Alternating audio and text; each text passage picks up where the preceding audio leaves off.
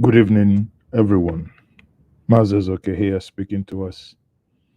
Today being Monday, the 18th of October 2021. How are we doing all today? Today we are going to be looking at something interesting. And without wasting much time, I will just say good evening once more to everyone and welcome to Njenje Media TV. I am still Mazes okay. This evening we will be looking at the allegation by the Wall Street Journal that the Nigerian government paid bandits not to shoot down Buhari's aircraft. As usual, Nigeria Air Force came out, denied that any payment was made. And in another video, we saw the VP to MKO Abiola, Babagana KingIbe, who actually said that the Nigerian unity is negotiable. Again, you might wonder where is it coming from. It appears everything is now um, falling out against them. So everyone is waking up because for the first time, Nigerians are unequivocally saying, "Now let us break the damn nation."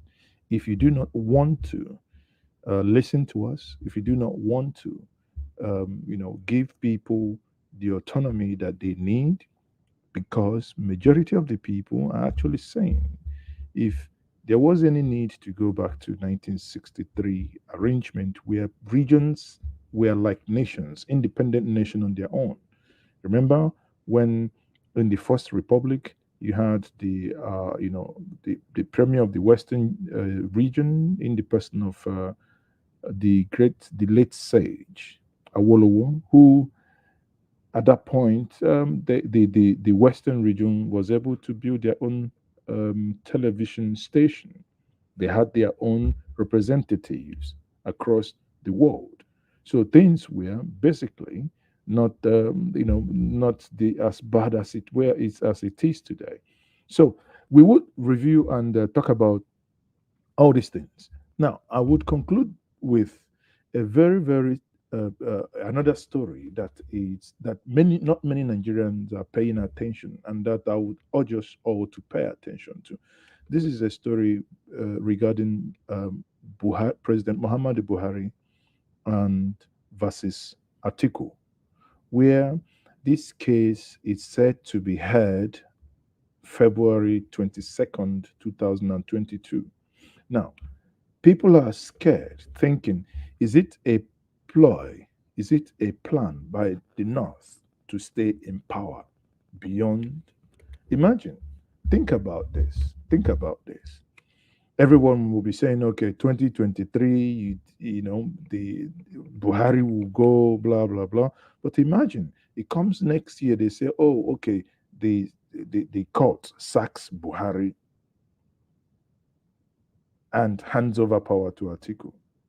Invariably, are you thinking now? Let's someone is saying what is Bubu? Bubu is Bubu is another name for Buhari. Anyway, if some people call him Bubu, you should understand that. So let's quickly start. You know, obviously, many of you joining me. It would be nice to know where you're watching me from. Which part of the world are you watching me from? Let's get busy. Today, we will be taking polls. For those of you who are watching from Njenje Media on YouTube, we will be taking polls today. And it's very simple. You just click yes, no, this. It's going to be interactive section. But let's quickly get rolling. So like I said, if I know where you're watching from, that will be very good to know where you're watching from. I have Fabio Ifedici, so watching from Ife, uh, Ifedice, watching from Mozambique. Thank you. Okay, I remember Mozambique. We normally call it while we were growing up Mozambique. Uche Udeze is watching from Cyprus, Lagos, Nigeria, watching Ginger Media on YouTube. Thank you very much. Much appreciate that. Wow, Copenhagen. So It appears whenever I do late night shows, I do late night shows for many of you in Europe. It appears so. So why is it so? I have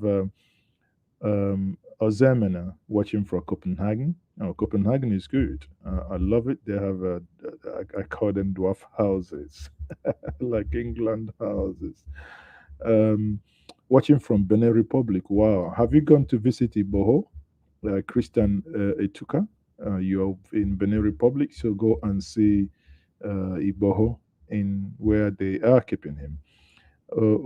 Odufua, Oluwasun, Oluwaseun. Thank you very much. Oluwaseun is watching from Ghana. And Ume Jude is watching from Anambra State. Wow. So, how is Anambra State today? I hope the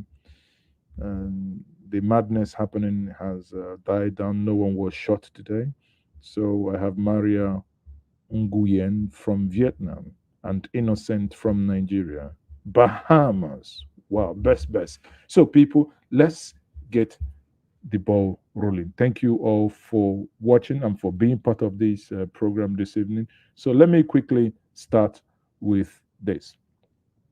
Now, there is this article. Let me go through the article, then I'll get the Arise team to probably come in and help us do some analysis as well. Now, if I go through this article with us here, the world, let me quickly share my screen so that many of you would understand what I'm talking about here. Um, Pardon me, just one moment, quickly. Okay, let me get this out of the way. So let me quickly share my screen. And my screen is as follows. Okay, so this is the article in question here. Now, Nigerian gangs raised millions by kidnapping children. Now, government can't stop them. This is, again, you see here, this is the Wall Street Journal. Okay, the Wall Street Journal. Now, one thing I found interesting in this article is the following: criminal gangs, flush with ransom money, are growing more brazen, stealing heavy munitions and extorting the government. Think for yourself for once. These ragtag children, these ragtag youngsters who have absolute no formal training would go and overrun the Nigerian army. Let me make this bigger. Maybe, yeah. So these people, can you imagine that they would overrun the Nigerian army and go and take ammunitions from the Nigerian army, right? Now, and this article apparently was written from Gusau, and it says the masked men emerged from the forest on motorbikes, surrounding a young intelligence officer clutching a cash filled bag. The ransom, nearly $50,000. $50,000. Again, I repeat, $50,000 encrypts Nigerian notes, banknotes, wasn't for a person, but to retrieve a weapon that directly threatens the country's president. And in this case, for those of you asking, what do I mean by Bubu? Bubu is Buhari. Now, and they say that this ammunition threatens Buhari. According to Wall Street Journal, then DSS take note. This is not from me. I'm reading from Wall Street Journal. It says, again, I'll highlight this. A kidnapping gang encamped in Nigerian's Rugu Forest had seized an anti aircraft gun in a clash with a military unit. That posed a threat to President Muhammadu Buhari, who had been planning to fly to his own hometown about 80 miles away, and the government needs to buy it back. Okay, people, stop for a moment. Let's engage our brains here. Let's engage our brains a little bit here. The Nigerian army lost an anti aircraft missile equipment. Now, if you read it without thinking deep, you think, oh, yeah, maybe they were careless. But hey, before you start thinking about that, think about this first. What was Nigerian army Nigerian Air Force doing with anti-aircraft missile with a people that only have ground troops like them? Boko Haram had no airplane to fly with. So what were they doing to fighting Boko Haram in the forest with an anti-aircraft? Do you use anti-aircraft for human shooting? Do you use it, or are Boko Harams now flying angels? Are they, have they learned something from the Benin Kingdom that they can now fly at night? These things doesn't make sense. So my critical thinking here, the alarm bell begins to ring. The first instance is to say, hold on, people, what are you talking about? How did they even go into fighting the enemy with these equipment? How did that happen? That is the first question that should get us, in asking question. Okay, so if we continue here, people, let's quickly do that. If we continue, so we will now say an hour. Okay, sorry, an hour later. Let me continue here. It says an hour later, the officer who declined to be identified, meaning that officer knew what they were doing and he declined to be identified, was grasping hands with a leader of a diffused network of criminal whose camp of kidnapping civilians, including hundreds of school children, has raised millions of dollars to buy an arsenal of heavy weaponry they use to to, wrest control of swath of North, including the president's hometown. I don't know, reading this, and all this thing is about Castina. If the president is incapable of bringing peace to Castina, if the president is incapable of even securing his own state of Castina, I don't know your state how capable he is to secure your state, because he is the commander in chief of all the armed forces. Over the tea, the military leader agreed to part with the truck mounted 12.7 caliber anti-aircraft gun in exchange for the ransom. His men had plenty more munitions, he said. Okay? Anti-aircraft. Anti-aircraft. These were things that no one would ever think it will happen. I find it so curious that the Nigerian army, the Nigerian Air Force can actually go to the battlefield with an equipment, unless I understand absolute nothing in military combatant and how military equip themselves. Maybe I'm a novice that I logic does not make any sense here. But if not, if logic is anything to go by, I will be thinking,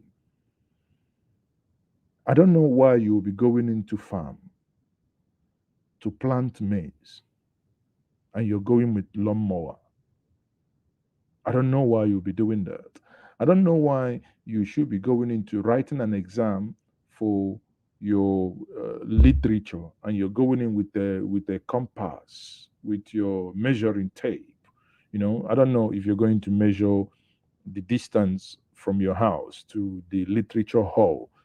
I don't know, because like I said before, it does not make sense. However, I'm not alone in this fight or in this argument or again in this conversation. Let me quickly get the Arise team in. So let's see what they also have to say regarding this.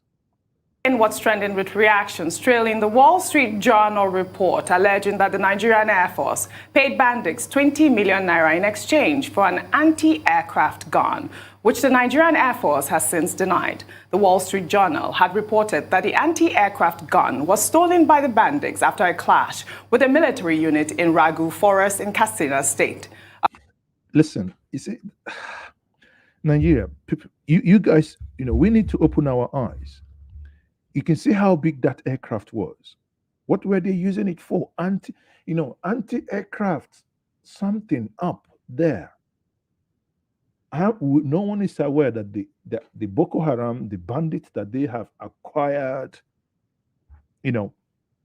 something to shoot down, or rather that they now fly overhead. According to the newspaper, the gun posed a threat to President Muhammadu Buhari, who was flying to his hometown about 80 miles away. The Air Force described the report as an utterly illogical allegation. You see? Now, in the words of Fela and Nicola Bokuti, what you will hear, you'll be thief, I no be thief, you'll be robber, I no be robber, argument about stealing, this one I go column, argument about aircraft, anti-aircraft equipment, they steal them, they no steal them, we pay them, we no pay them. You see, that is how he rose. That's government for you. And claimed that it could be part of a campaign to further cause insecurity in Nigeria. Well, let's take a reaction from Rolla, who wrote, "The only problem is that when you have a pattern of denying stories, only to accept them later, then it becomes difficult to accept the denial at face value. Credibility is an asset to be protected." Rufai, I'm coming to you on this story because I'm not sure you've had a chance to comment on this story. But I just wanted to tie in this allegation to the current UN report, because I just feel like it's all the same, where they said 500,000 Nigerians are at the brink of starvation. I mean, I just wanted to talk about, I believe that the report is detailed. I know that the Nigerian Air Force has denied some of the allegations, but I just feel like some of those other allegations cannot be denied. So concerning the UN report, I think the number is even more, based on the insurgence that has gone on for over 10 years. People displaced, internally displaced people in this country keep increasing by the day. Two things we can't take away from that Wall Street Journal report, even if the military has rebuffed it and refused it, is the fact that you have a lot of arms and ammunition in the hands of non-state actors, number one. That's simple. All right? Secondly, there are reports and intelligence reports on ground that non-state actors have more arms, probably, than what the state will have. And I'll make references to, I think, Dr. Kabir. He normally comes here and he talks about armed proliferation, and the number of arms swapping in this area is really big deal. Third thing we must have to say is that even if these allegations of paying 20 million, are we saying that the bandits or the terrorists, let's call them what they are, don't they have more anti-aircraft missiles? Because they said they have more there. And we have seen cases where planes have come down in this country. Exactly. All right? We have seen attacks. You remember the plane that came down the other time? Yes. That the pilot died on the plane. You remember the other time also that we had the mishap that another plane came down, that the pilot escaped to tell the story. Yes. So one thing is certain, these terrorists have capacity to shoot down planes in this country. I think you can't deny all those facts. Even if you are denying, the 20 million, you can't deny those facts. Then the question is, how do we go in and fight them out and stop them from carrying continuous actions?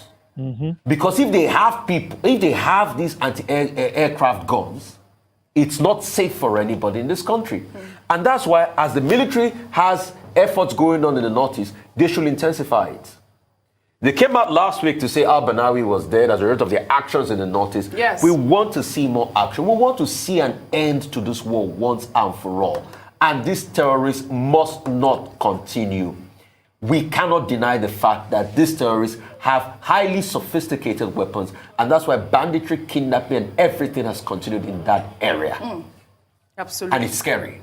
Well said, Rufai. To do a quick comment from you. Because we discussed it twice on the show, but yes, just to add, Wall Street Journal is massively influential. Yes, they were criticized when Trump was president, I'm sure you recall, but they do shape opinion. That newspaper shapes opinion, and it shapes policy. If this is how they're framing Nigeria, we ought to be concerned. Right. And earlier I called for an investigation. I don't think it goes far enough for the Air Force to say we're denying it, no matter how vehement that denial is. There must be an investigation, because the Western media is not always right. There have been times that they were wrong. Let's make sure that this is one of those times. But beyond that, this story that you shared just now about the missionaries who were kidnapped in Haiti, you now have gangs as the second highest employer in Haiti after the government. Is this where we are heading? It's very concerning. It is the same. Are we not there already? We are there. So bad. Are we not there already? A couple of months ago that detailed that. It is becoming a very lucrative business. Dr. Abati, I'll take another story. Over the weekend, the statement made by Babagana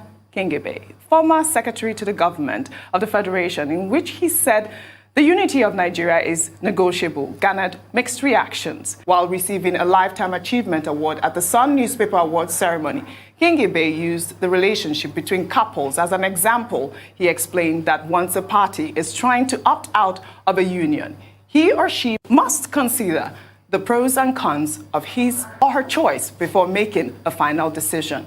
Let's take a quick listen before we come back for a discussion. I was born in Nigeria. I was groomed in Nigeria.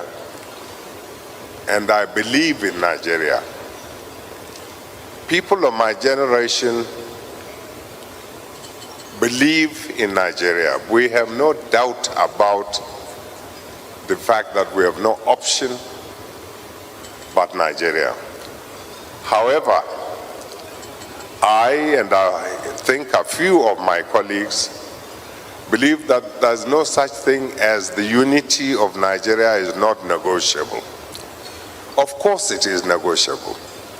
Sorry, before we continue with this, I want every one of you who is watching on Njenje Media TV on YouTube, can you come out of the chat section? Look at the poll there. There is a poll there. And that poll in that place says clearly, if you look at the poll, it says, do you believe the government or do you think that the government is lying? So quickly cast your poll there. So because all these things, then when we write opinion piece, we can have something that we will cite that according to people, then we will know how many people actually participated in this poll. So if you are on Njenje Media TV, watching on YouTube, quickly do that poll. That poll, 13 people have done that. Oh, Jesus Christ. Now the poll says, do you think government is lying on not paying bandits? And 22 of you, everyone says yes, they are lying. And only one person says no, they are telling the truth. Okay, so while this is ongoing, I want you, if you're watching live, if you can still go and cast your poll. Use the same time as cast your poll. Use the same time. If you haven't subscribed to this platform, please do. If you have, please also like this stream. So let's go back to the unity of Nigeria. Like as if Babagana KingIbe has been listening to me, all the time, because that's what I keep saying. The Nigerian unity is like a marriage. If your wife, your girlfriend, your fiancé, whatever, is not happy with you, you do not just wake up and start smacking the individual. Imagine you go to bed, normal, hot couple, and you wake up in the morning and your wife calls you, your partner, whatever, says, especially when they call you by your first name, the respect is almost gone out of the window. And they said, no, I don't think this relationship is working out. Can we divorce? You don't just go say, you're a terrorist. Then why? Because you said, let us divorce. Wouldn't you want to find out why is the person who agreed to marry you ab initio? Because at the end of the day, those you call agitators today were once patriotic Nigerians. And the sad part is that no one is paying attention to understand when did they change and at what point did they change and what changed them. Is there any concession that we could give? Is there any concession that, is there any middle ground? No, but rather than to do that, no, because we're all still suffering from the military mentality. So the only thing you do, you start smacking people. But here is Babagana KingIbe for the first time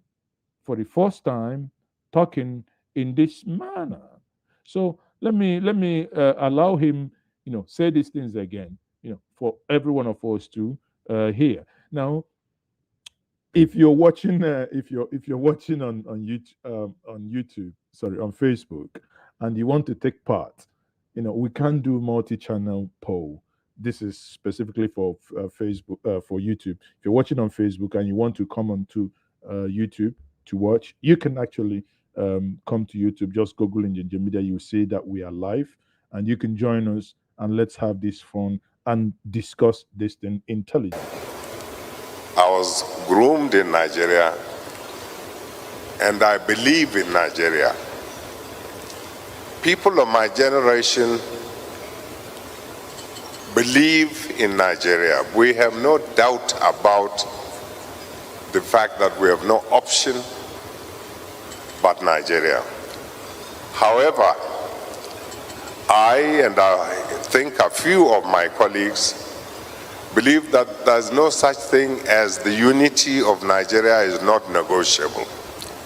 Of course it is negotiable. Even the unity of a family is negotiable. Even the coexistence as a couple of a husband and wife is negotiable. The moment either party feels that this union is no longer bearable, that he or she would rather go his own way, you let them have the right to sit down, consider their conditions, and after, and only after, very, very, very careful, rational examination of the pros and cons of going out of the marriage, that they take the decision which suits them best. It's not enough just to say, I don't feel comfortable where I am, so I'm going. Are you sure of where you are going? Are you sure of the consequence of where you're going?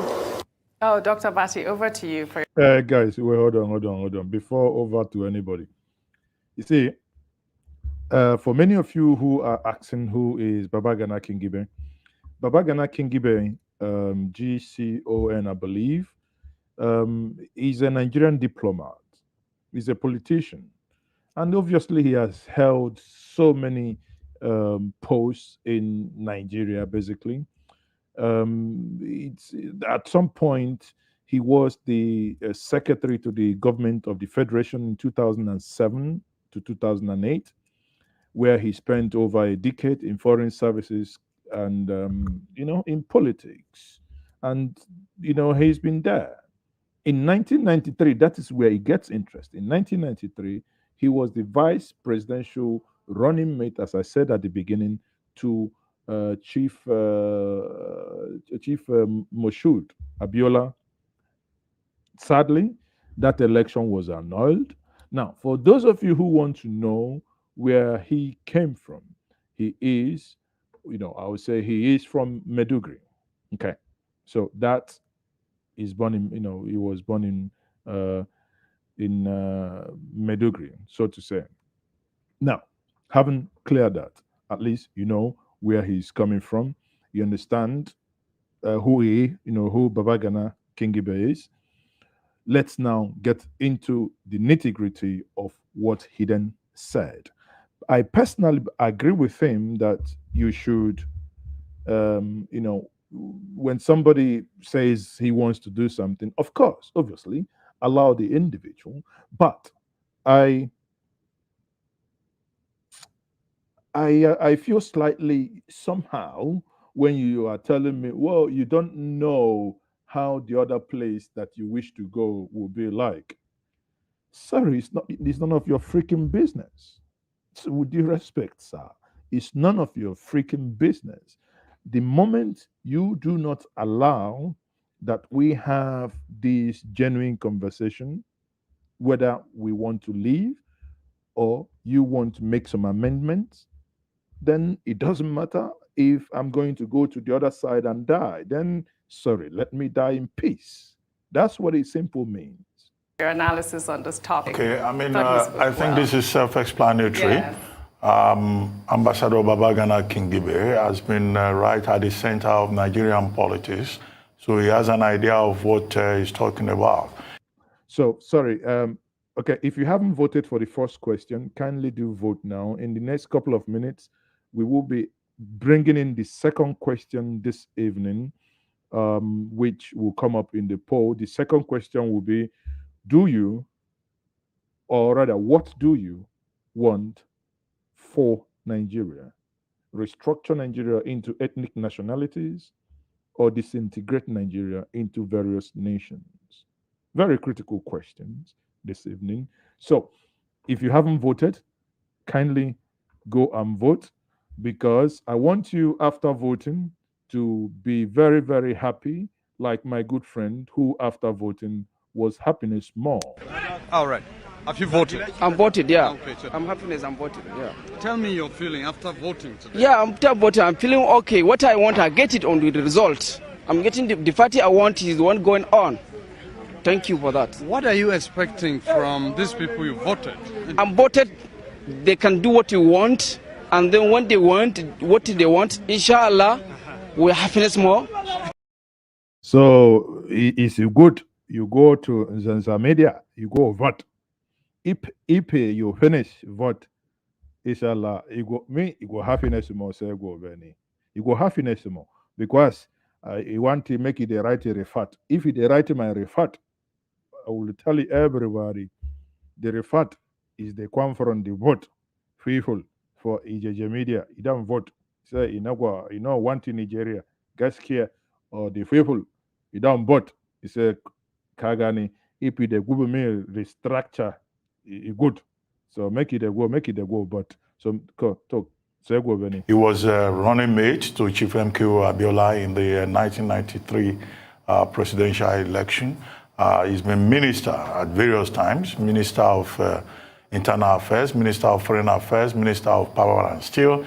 He's been Nigerian ambassador to a number of countries, including neighboring Chad. He's been secretary to the government of the Federation. So when he says it is Nigeria that has made him who he is, yes, he's very right in that regard, because he's been a key member of the governance and political process in Nigeria. However, the contentious part of the discourse has to do with Section 2, subsection 1 of the 1999 Constitution. In Section 2, subsection 1, the Constitution says very clearly that Nigeria should be an indivisible, indissoluble entity. In other words, the Constitution gives the impression that you can't divide Nigeria, you can't dissolve. That's and fella, sorry again, Dr. Abati, I'm not taking a jab at you now, but honestly, that section of the Constitution, I will only allow fella to respond to such nonsense. Fella will call it, like he said in The Beast of No Nation, he will say it's animal talk. Now, animal talk will be that. Indissoluble my foot, indivisible. Is he not divided already? And anyway, calm down. Let's continue, because that's absolute nonsense. Of Nigeria. And in Section 1, subsection 3 of the same Constitution, it says that any other move or law enactment that is against the provisions of this Constitution is to the extent of its inconsistency null and void. However, some people say that 1999 Constitution cannot dictate the future of Nigeria. Some people argue, and in this regard, I think Ambassador KingIbe was referring to members of his generation who think that, yes, you can negotiate Nigeria, that Nigeria is not cast in stone, in the sense in which what some people refer to as Decree 29 of 1998, that's how some people refer to the Nigerian Constitution, and that there can be disagreements, but you come together, you discuss. You use the word mutual respect. Yes. You negotiate, and then on the basis of it, you can reach an agreement. But I don't think that the import of what he's saying is about dissolving Nigeria or people can go. In fact, it was more on the side of Nigeria staying together, but that there should be opportunity for negotiation, for discussion, based on mutual respect. And that if you say you want to leave Nigeria, where are you going? You will still remain an ECOWAS citizen. You will still be an African. You will still, occupy a territory that would have been originally Nigerian. So what he's calling for is a dialogue, is conversation, is a conference around those key issues that divide us. But unfortunately in this country, we hold talks. We've had so many conferences. But in recent times, since the return to democracy in 1999, those conferences do not really yield anything. Remember, the 2005 political conference was sabotaged by the politics of third term.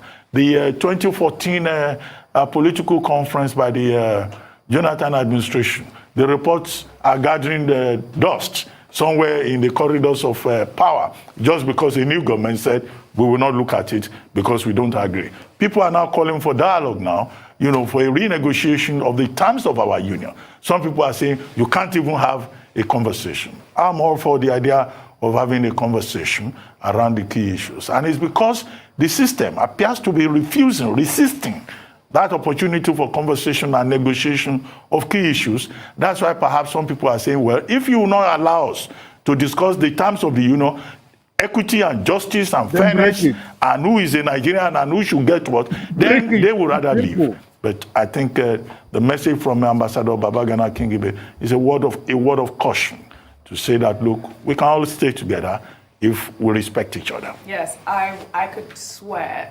Well, again, without sounding like a broken record, it's just that many opportunities missed, many promises broken. 2014 confab reports, gathering dust.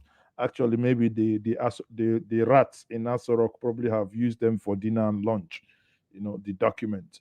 But if they want, I have in my archive the electronic version. We can actually email them back again. You have the Air-5 restructuring committee report that has as part of the points, point number 12 there being referendum asking people what they would want, just like the way they have it in Ethiopia. Well, again, there are countries that have these things and they have never really put it into test. But at the end of the day, the bottom line remains that there is no way you can hold a people to ransom, and there is no way you can hold a people together just by sheer,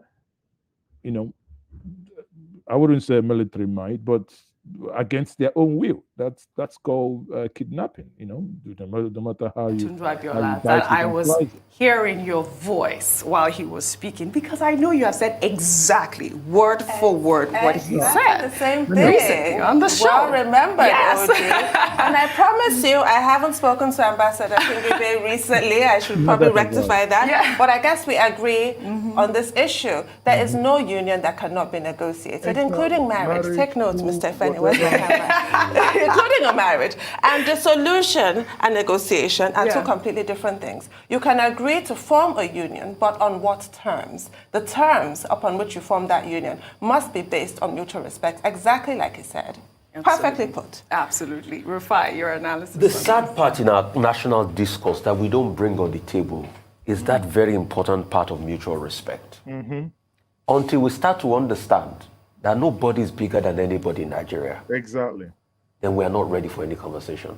And until the fact that the politicians start to understand that Nigeria is bigger than them, we are not ready. It still baffles my mind how a cross-section of Nigerians came together. They decided on a document. Federal funds were spent on that conference. Billions. They agreed on a document. And people or the next government is not adopting that document. So we've had those conversations. It's not today. We had some in 95. We had some under Obasanjo. We had some in 2014. We're still going to have more in the future. But the political will to implement those documents is the problem. And where does the problem fall back to? The politicians, that it is only serving. No, Rufai, no, I disagree. Not the politicians. It falls back On the presidency, those that told you that $1 will equal 1 naira, those that told you that do we want to go back to their promises? Oh, geez. Anyway, let's not get them now. And when you go back, it goes back to the conversation of what the APC, we forget in a hurry that the APC had a committee for restructuring. Exactly. I said it before now. And when they had that committee, resolutions were passed, they talked, they wrote things down, and they said this is the way for restructuring. But the political will to adopt. Yet they denied their they denied their own document. Is it not only Barawo, Onyoshi, whatever, that would deny his own document? You deny your own document. The signs were there from the beginning. Nobody paid enough attention. When the government came in, the first thing they denied was that they never made any 100 days in office promise. The second one was when they denied the covenant with the people of Nigeria. But when during the campaign, these documents were flying from point A to point B, you knew that those documents were there from your campaign team. Even if you did not agree, not for once did you say that this document did not come from me, that I do not support or sign these things. And people came together, voted. At some point, when you now make demand, you promise people that when you do, you come back, we will go into restructure this country, this, that. Then people now ask you. They waited for 6 months. 6 months, come on, to even get your own ministers that will work with you became an impossibility. You are aware now. Now we have 2 ministers that have been sacked since about 2 months now, no replacement. Why must this government be that everybody must become an agitator before a basic and the common thing be done? You minister, not be anybody forced you to sack them. It's not an accident. They didn't die in a plane crash. You relieve them of their duties. Is it too much? When they remove A, you put name for B, you go Senate the next day. Why must people agitate? Why? Because these ministers are from states. Those states will now begin to, we've been denied our rights. We don't have a minister from our state, blah, blah, blah, blah, blah. Then the weed smokers that writes presidential speech. The weed smokers, I call them. I honestly, sometimes I want to know what they smoke. I read a statement the other day. I hear, that President Buhari is better than Awolowo, Dr. Nanda Azikiwe put together, and that he has. You see, I wish I can have the type of Igbo or ganja this guy smoke. I can have a sip. It's an insult to mention. Sorry, it's an insult to mention these 2 great men in the same sentence with what we have now. It's an insult. Not to talk of when somebody you think he is learned, he has something upstairs, will now say 2 of them jam together. That this thing we'll have now is better. Maybe DSS watching now what to AQ because I said this thing.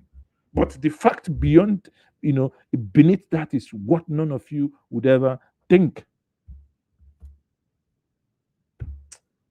Nation. Adopted is still a problem. So the politicians should understand that because it favors you today does not mean that you shouldn't start thinking about the future of this country. And that is what has brought us where we are. Absolutely. We need to talk, we'll still talk more, but let's not just talk. Please, let us put action to what we say by adopting the resolutions of our conversation. That's when this country can move forward. Nobody is bigger than anybody in this country. This country is for all of us all. Well said, Rufai. We'll take another.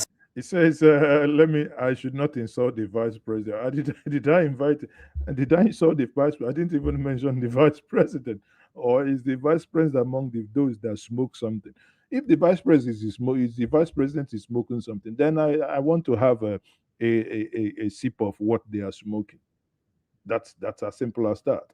But at the end of the day, honestly, the whole thing is just, I cannot fathom it.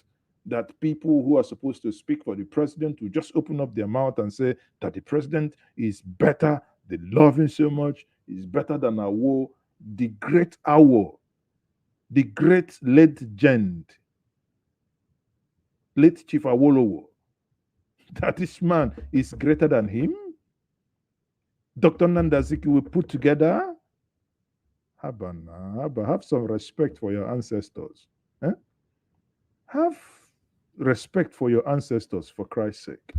And these guys are just now so did they do our brain. Oh. Wallahi. These guys just they do us like caro, as if we're, as if we are just whatever. I found it a little bit. Anyway, that's Nigeria for you. A nation where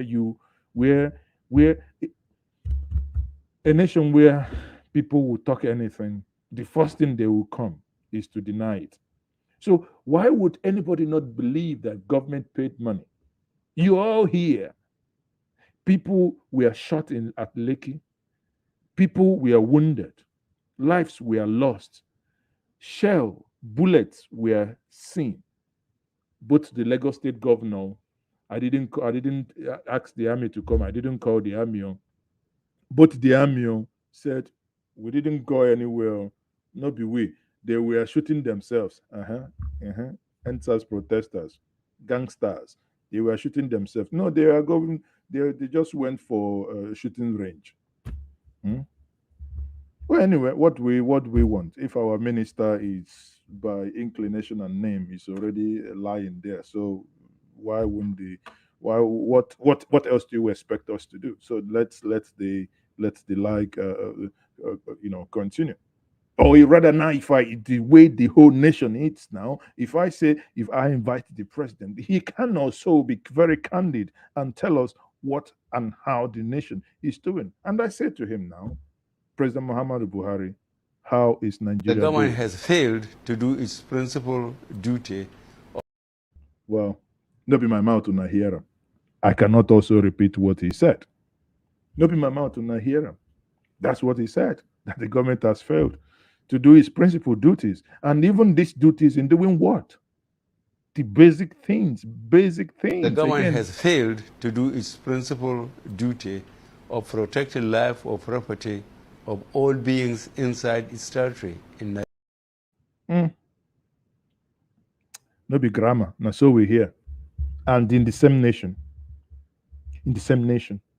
we hear about 42 people were killed today in Sokoto. Jeez. Hamba. Which kind of wahala be this? Because things are just going. In the words of Kazaure, things are just moving. Not only the economy is going like this, everything is going like this. Now everything. Our economy is doing like this. It's doing like this. It's blinking, shaking. Because everything is blinking, shaking. Everything is blinking and shaking. That's simple as that. Everything is blinking and shaking. And those who ought to stabilize the blinking and the shaking. When my 7-year-old grandson called me and said, Grandpa, tell me the truth. Why did they call you Liar Mohammed? So it's not me. It's not me. I didn't call him Liar Mohammed, but at least that name, very, very, very, very interesting name to bear for a minister. And again, the children are actually pronouncing the name the way it should sound, because obviously that's what it is. That's obviously what it is. People, like I said, when I look at the title of our conversation this evening, and I look at the last part that says Buhari and Atiku and the case of, what is likely to happen probably by the year 2022. And I'm thinking, I know after I read this article, I started thinking to myself, maybe I'm being paranoid, but again, at the same time, it can be forgiven. It's granted because it is very simple. When you no longer have trust, when promises have been broken, time and time again, you begin to be a little bit paranoid. Now, this is an article, this is a news publication from the Daily Trust. And please, people, let's quickly have a look. Let me expand this. Let me actually make it full screen so that you could actually read with me. Let me see if I can actually probably also increase the size so that it will be more legible for you as well. Let me quickly do that. Okay. So I think it's now more legible. People, let's go. The Court of Appeal in Abuja has fixed February 22nd, 2022 for hearing of the appeal seeking to void as in 08, President Muhammadu Buhari's election. And when things sometimes happen, you may hear about obscure names, entities that you may never have heard of before. But in this case, he says, the Incorporated Trustee of the Civil Society Observatory for Constitution and Legal Compliance, SS blah blah blah, is contending that if the court agrees with its submissions, it should direct the inauguration of former President Atiku Abubakar, who came second in the 2019 election, to the office of President of the Federal Republic of Nigeria. People, now, you know why I think something is okay. Let me just calm down a little bit here. This case is slated for February 2022. Exactly 1 year to the 2023 election. Could it be a plan B of our brothers, our friends, staying put to power? Could it be a plan B, plan that ab initio, knowing that at some point the southern governors could actually wake up as they have woken up now to demand that power will not, should not, shall not return to the south, but that power must, M-U-S-T. They didn't say shall, will, should, anything. No, they said must return to the south in 2022.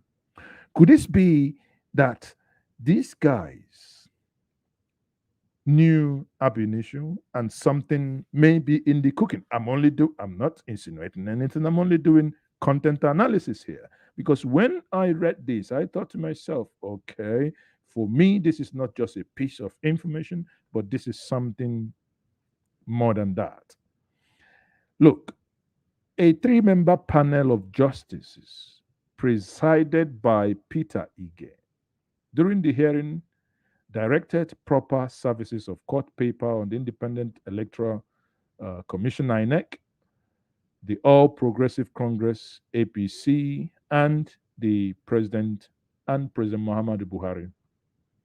Counsel to the appellants in this matter, Nnamdi Ahiwe, has informed the court that the respondent who appeared during the initial hearing on 14th of January were duly served with the processes and endorsed the back. 14th of January. 14th of January. Now being pushed a year and 1 month, basically 13 months ahead of time.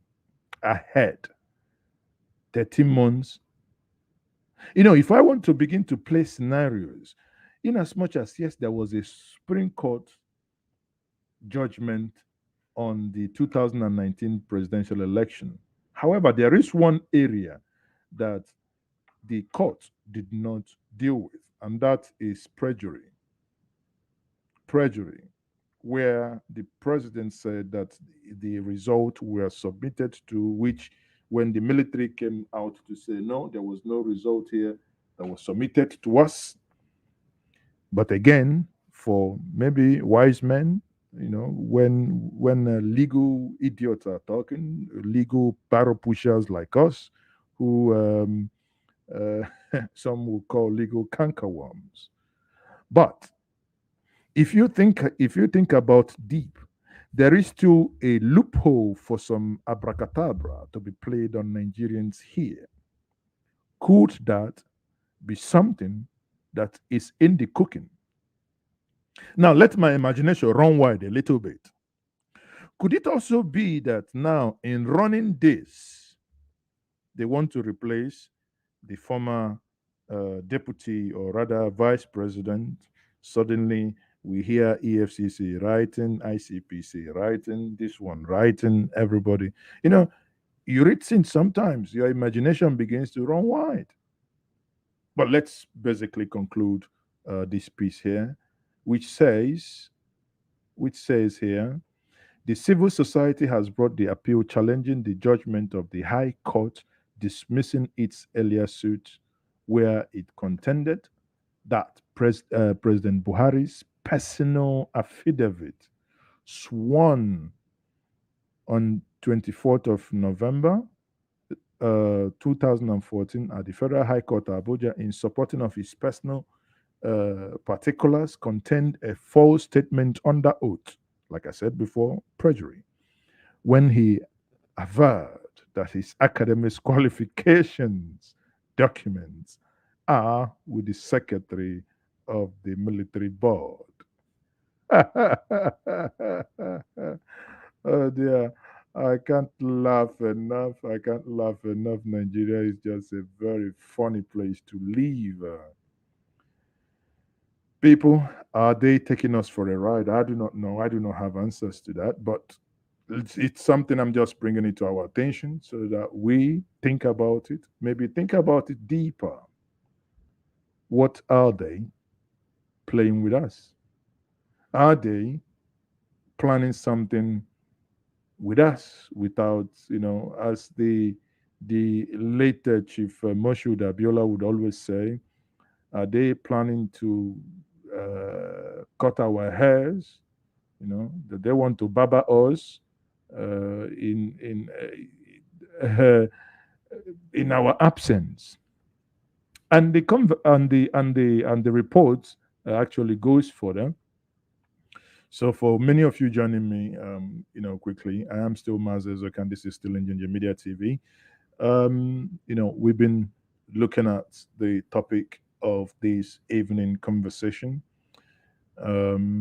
which is that the Nigerian, if you're basically joining us, we've discussed that Nigerian government or Nigerian Air Force paid the bandits, according to Wall Street Journal, to buy back the anti-aircraft missiles which they took from the Nigerian army, which I've also said here, if that were to be true, I doubt what the Nigerian army should be doing in the field, in the battlefield, where there is no enemy flying across or flying over them, and what they should be, or rather, why would they go into fighting Boko Haram with an anti-aircraft to the point that Boko Haram was able to capture that.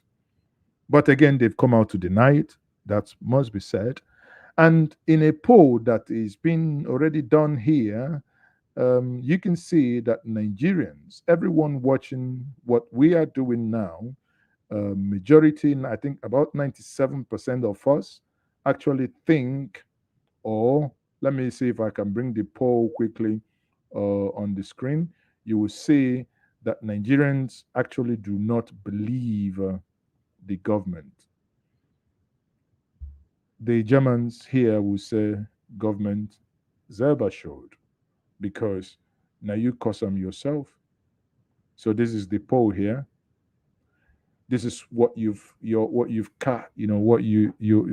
casted here. Do you think government is lying on not paying bandits? And you said 97% of you said yes, they are lying, and only 3%. You guys are troublemakers. You are trying to pay President Buhari back. That's why you basically stopped at 97%. You remember 97% and 5%. So suddenly, guys are wicked. Suddenly, you are voting and you stopped at 97%. Okay, oh, I'm not. I'm trying to see if I can get the second, but for some reason, the thing is not coming up anymore. But this 97%, I didn't actually think about it much deeper. But you guys appear to be ahead of the game. That you actually, making a statement by the result of your poll, 97% to 3%. That's what it should be. But if we also remember, that statement by the president was also mathematically incorrect because 97% and 5%. No wonder. No wonder mathematics was it F9 or P9 or P8? I can't remember. But not before my mouth, you go here say somebody failed mathematics. If even myself, maths they give me some headache. When we never finish math, somebody go come say make we do further maths. Who they want further? So anyway, so he's not alone on that. So people, what I'm saying in essence here is that when we look at this case, that something, doesn't necessarily sit well entirely here. I mean it, and I mean every single word on this. Now, the NGO is seeking to declare that there is no institution, establishment, authority, or office in Nigeria at all times material to this case known as and called a military board, and as well no person, office, or authority known and called secretary to the military board. So basically, your president sub- Otono. Hey! Oh dear. In fact, your president submitted. Sorry, pardon me, but it's freaking funny. Your president submitted his credentials to an office that does not exist. Well, okay, oh. People, it's unbelievable. Now, the NGO demands that if the court agrees that there is no office called secretary to the military board, it should now make an order nullifying the election and swearing in the third defendant, respondent, President Muhammadu Buhari, GCFR, to the office of the President of the Federal Republic, and order directing the first defendant, respondent, INEC, to withdraw the certificate of return to the office of the President of the Federal Republic of Nigeria issued on the third defendant, respondent, President Muhammadu Buhari. So either way, the way you dice this, right? The way, remember, if you want to go back to 2014, many will think, is this why they have been seeing Goodluck Jonathan in the corridors of power? So there is no way you dice this that people will not be suspicious, because there is a lot. People have been a lot of rumors saying that Goodluck Jonathan is going to go into APC in case maybe. So some people are now saying in case if this scenario here plays out, he might be a winner. But if he plays out with Atiku, again, who knows? Now, again, and here finally says, what these are their prayers. Another directing the first defendant, respondent, INEC to, sorry, that's been taken. Basically, when we look at this, and I can only say, I don't want to, not a believer of conspiracy theories, but there are things when you read them, you begin to think, maybe there could be possibilities. You never know. Maybe there could be possibilities. Who knows? Maybe these things could, maybe things could just get out of hand. We never know. We never know. So everyone, thank you very much once more for joining me. I'm still Mazuzuka, and this is still Njenje Media TV. So if this is your first time of joining me here, please kindly subscribe to this platform and share and like this video. On that note, I will say thank you very much for being part of this evening broadcast. It's a late one. I do not want to keep many of you who are wanting to go to bed. I do not want to keep you waiting. But hey, people, let's try once more and see if we can cast the second vote before we leave. Let me try once more because I don't know why it didn't work the first time. We've done the first vote and we've seen the result. Many of you didn't even give 5%. Now, so of course, the text that you couldn't even give 5% that you gave in the election that was causing wahala.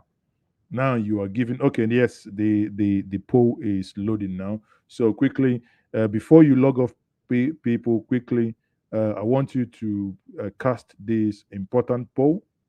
To be used in an opinion right up. So quickly cast your poll here. So the questions are. Oh, what's? Hold on. I don't know what's. Okay.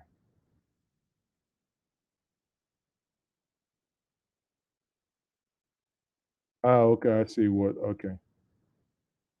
Okay. I see. Okay. I see what's happening now. So people, let's. My bad. I think I had more text. So let's cast our vote in the second poll. So quickly, can we cast our vote? Sadly, I cannot cast my vote. So let's quickly cast our vote quickly. If you're if you're watching me live on YouTube, on Njenje Media TV, not on Maz's okay personal channel, not on Njenje Media TV YouTube, or not on Periscope. So if you're watching me on YouTube, on Njenje Media TV, that's the only place you can. If you want clarity, what it means, and the question is very simple: Do you really want? Sorry, what do you really want for Nigeria? Do you want Nigeria to restructure into ethnic nationalities? You can always change your mind.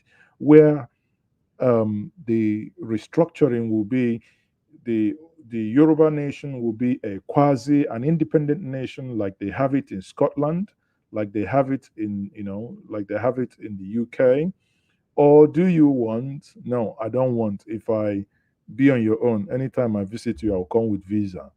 That is total disintegration. Or you want more or less the Aburia Code, the Confederation or Confederacy, as it may be. So quickly cast your vote. Cast your vote. So how many people? Oh, those that are. Geez. Okay, let's leave it. Let's wait for many of you to only 18 votes cast so far. So I think many of you are just basically uh, okay.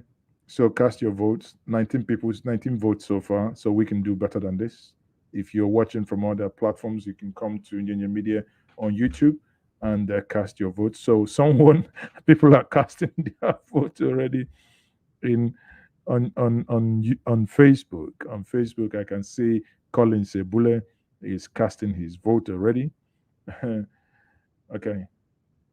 Onyenimo says, did they pay VAT on the purchase? Purchase of what? Sorry, purchase of the anti-aircraft or what? I don't know. This plan B. Okay, yes. Ken Lord Namadim says, Maz is okay. This is plan B. I remember telling someone that this will happen after the election in 2019.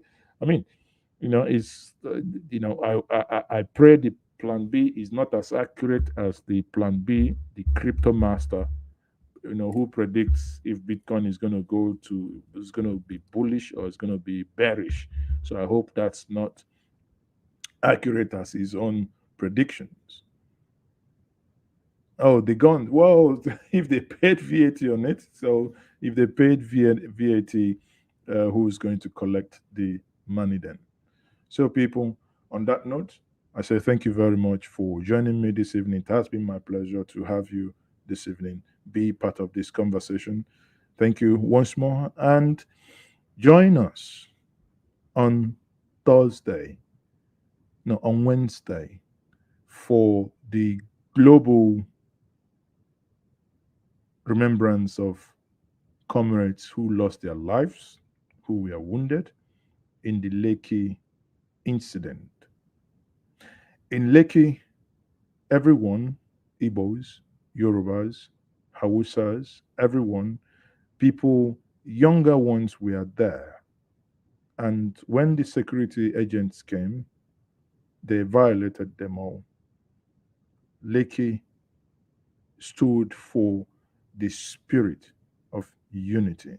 But sadly, government in their own wisdom, they caused what happened afterwards by the way they imported talks to disrupt what the youth were quietly organizing.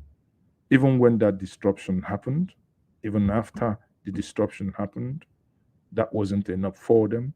They now have to invite the thugs in uniform to finish whatever the thugs with machete couldn't do.